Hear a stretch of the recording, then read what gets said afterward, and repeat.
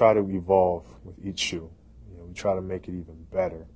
And the 5 is certainly no different. It's always about an evolution for me. I thought about the saying of basketball players can't play in low-cut shoes. But if you watch a soccer player who has twice as much torque on his ankle as we do, they're able to manage just fine. Kobe sat down. He's like, okay. He's like, I got your next product. And he goes, I want my shoe to be the lowest, lightest weight basketball shoe ever.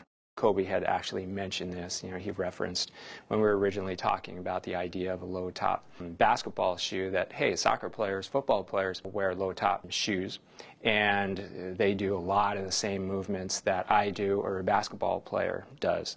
It's just not as big of an issue. It's really finding that right balance between low-profile, responsive underfoot feel, but the appropriate cushioning that a player like Kobe would need.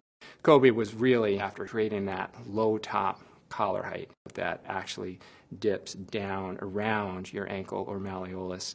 Working with Nike to develop the shoe, it's we sit down in a room, a round table, and we just talk.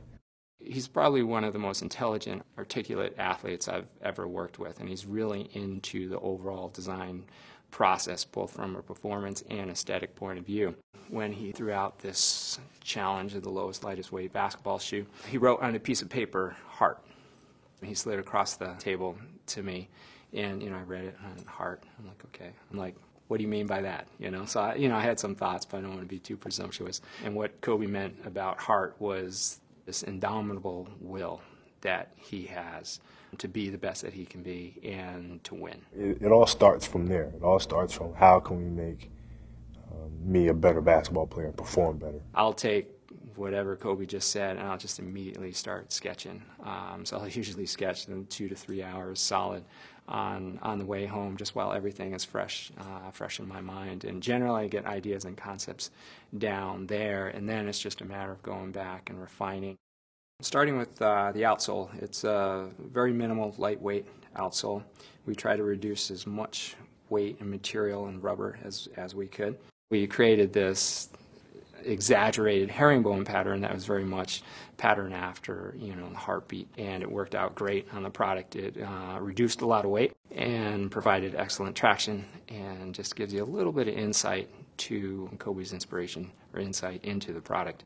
We developed this code specific to Kobe. It's so complicated and secretive, I don't even understand it. So you could take a letter and go through a number of these different layers or processes, and you have a subsequent dot matrix pattern. So we incorporated that onto the product in the outsole. So there's this unique dot pattern on the sidewall of the outsole, and I'll reveal it here, but actually says heart.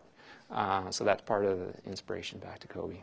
The one question I had is, can we go to a lower cut shoe but still not lose the cushioning that I like to have? We put in 2 zoom bags, one thicker one in the heel and then a little lower profile under the first met head, kind of the 2 key areas that a basketball player will have during the course of a game. We have a glass fiber reinforced midfoot plate to give you just that extra support and stability underneath the foot, especially in through the arch. Some of the stability is accomplished by bringing up the foot frame to make sure that the heel is locked down into the footbed, and then also the external counter to really make sure that your foot is not sliding around on the footbed. It's a lightweight Phylon midsole and then a true low top design, and it gives you that range of motion and mobility. You need that balance to make sure that the shoe is secure and it's supportive, and that's really where some of the Flywire construction really comes into play.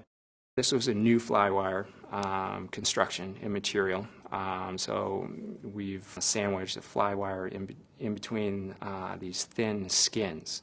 This type of Flywire construction is actually half the thickness and half the weight of the original Flywire construction. This is basically the Kobe upper. And this is the new Flywire construction and new Flywire skins. So this is all highly engineered to find the right containment, to make sure that these fibers are in the right place to really give you the security and hold your foot onto the footbed. It's all done and accomplished in a very minimal, very lightweight package, all resulting in a very lightweight, in this case about 10.6 ounce high performance basketball shoe.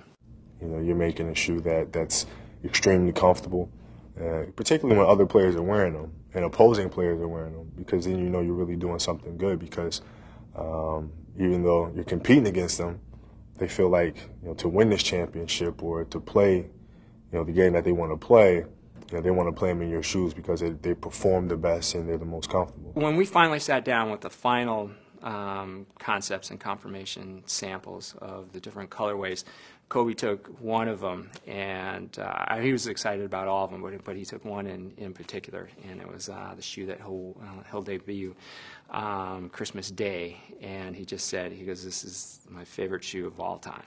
So, I mean, that was definitely, you know, made us all smile that, you know, we're on the right track.